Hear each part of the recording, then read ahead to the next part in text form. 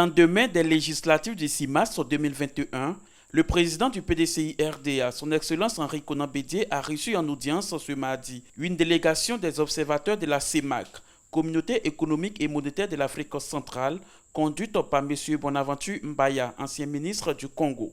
Nous voulons remercier le président Henri Konan Bédié parce que nous sommes venus rendre hommage à un homme d'État ivoirien qui est l'héritier presque direct du père fondateur de la nation ivoirienne, c'est-à-dire le président Houphouët-Boigny.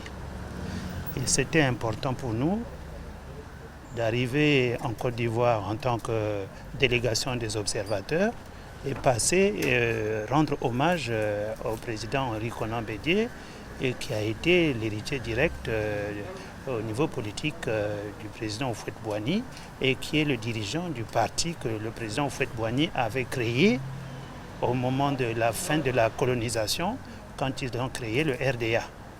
Le RDA, tous les partis africains qui sont membres du RDA, ils le sont parce que le président Houphouët-Boigny était déjà à cette époque-là comme un leader de l'Afrique francophone. La Côte d'Ivoire est un modèle.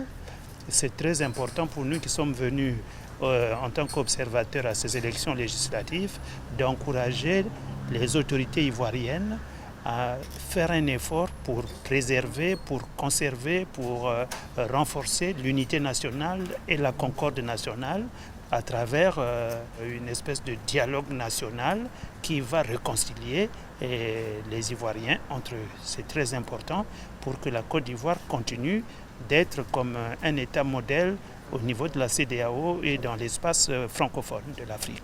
Sur l'ensemble du territoire national, on ne peut pas le dire parce qu'on n'a pas été partout, mais nous avons fait un rapport dans lequel nous avons expliqué que dans les centres que nous avons visités, tout s'était plutôt passé correctement. Maintenant, il s'agit de regarder ce que valent les résultats au niveau de toute l'étendue du territoire. Nous étions surtout ici à Abidjan.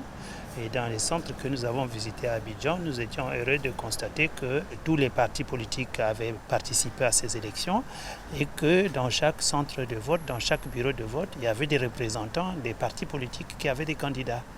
Donc en principe, les résultats devraient être conformes aux procès-verbaux des résultats qui ont été signés par les représentants des différents partis politiques qui représentaient leurs candidats un peu partout.